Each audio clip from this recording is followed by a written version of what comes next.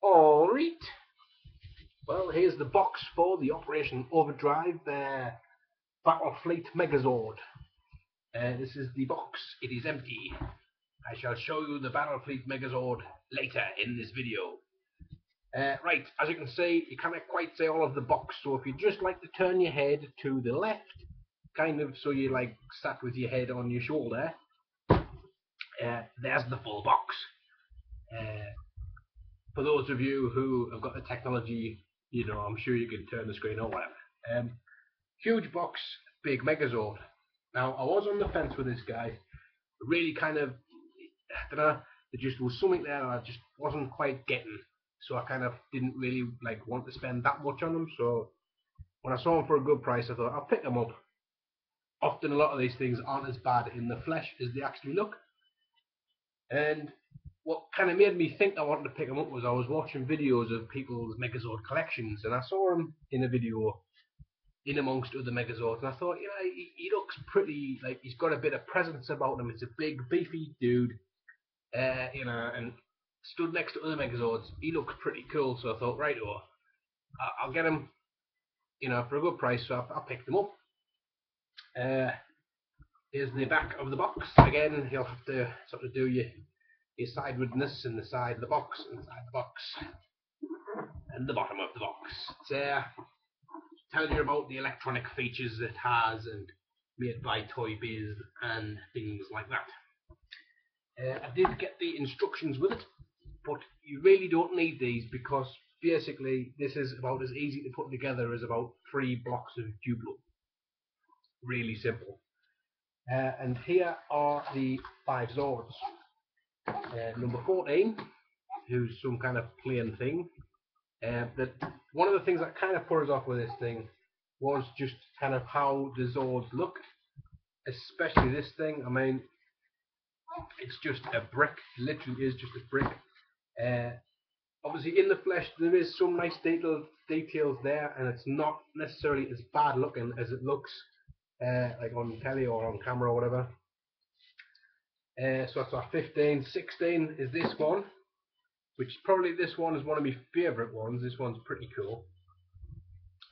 17, which is this one, and 18, which is that one. This one is also pretty cool as far as a Zord goes. So basically, you've got planes, a steamrollery tank thing, and then a massive kind of whatever that is tank thing. It has two modes. The first mode is where you basically stick them all on. Like this. This one goes on the front, like that. This one goes on top of that, folds wheels in, like that. So you kind of stack them up. This one folds over and goes on the back, or the middle kind of bit, like that. Like I say, pretty simple and not that hard to thingy. The reason why the blue one and the pink one's my favourites is possibly the fact of how well they're combined together. Like in this mode now, the blue one pretty much just sticks its backside right in the pink one's face. So there's the pink one kind of like driving along, saying, oh, this is kind of good. This guy comes along and just sits on its face. So there you go, that's it in its carrier mode, and you put a Zord on there and it would carry it. Here's where its electronics come in. Not that I've got it switched on for that, obviously that would be far too sensible. In this mode it does just roll freely, and all of the action features that would be done in the electronic motored version happen on this as well, like i.e. this thing spins, which is a bit lame, but anyway, so that's that, and then you switch it on and it goes for a run around the park. So that's its carrier mode, which is actually pretty nice. In its carrier mode it looks really nice. Big, hefty, kind of mega ship kind of thing, which is armed to the teeth. These guns are articulated. They kind of can go out. A bit of zoom you can see a bit better. So yes, you can go out and things, and obviously I would not advise you to put them inwards like that because you don't want to cross the streams. You just keep them straight. Let's let's not create madness here. So lift them off again. And for Megazord mode, you basically stand this thing up, and that's pretty much most of the Megazord there. These things now just tag on to kind of fill them out and basically give them an arms and a head. Again, with the pink and the blue, you don't necessarily have to do this now. What I like to is snap this one in half, which obviously that's the cockpit right in the middle, which is going to get snapped in half. So I mean that must create quite a lot of issues for the people who are piloting it. Not sure if that's a word, but doesn't normally stop us. So yeah, they just snap on the side there. So this now kind of becomes its own little kind of cool ship kind of thing. I mean that's nice, quite nice actually. So I can kind of go flying off and fly along and split into two, and then pop on the sides to give them arms, which now when the electronics is on, spin. But I'll show them off when I put the rest of them on. Originally, I wasn't that keen on this Zord. It doesn't really do that much for me.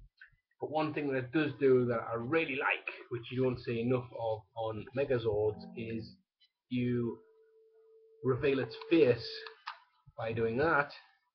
And I think it's just got an excellent, really, really nice face. The fact that it's behind the kind of the glass kind of mask thing is just, you don't see that on Megazords, you know what I mean? So that in itself is quite unique.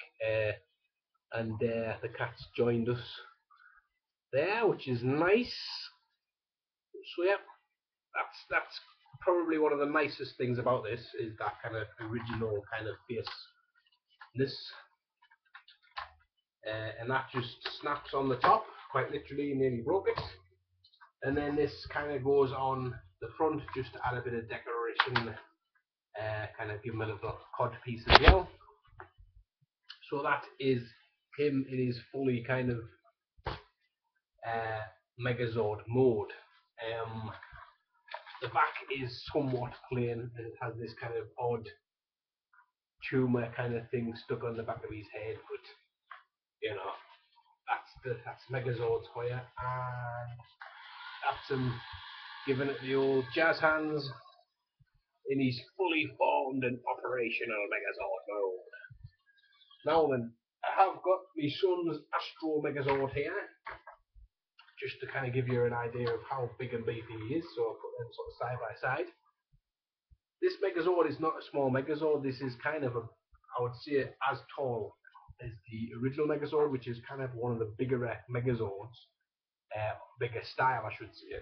And I mean, this is, head and shoulders above this guy. So I mean, he really is a pretty big, beefy dude. If you can get him for a reasonably good price, in reasonably good nick, I would say pick him up. In the flesh, he's actually pretty decent, and in some ways, I appreciate him more because of how much I really didn't think I was going to like him, which is always nice with anything, especially toys.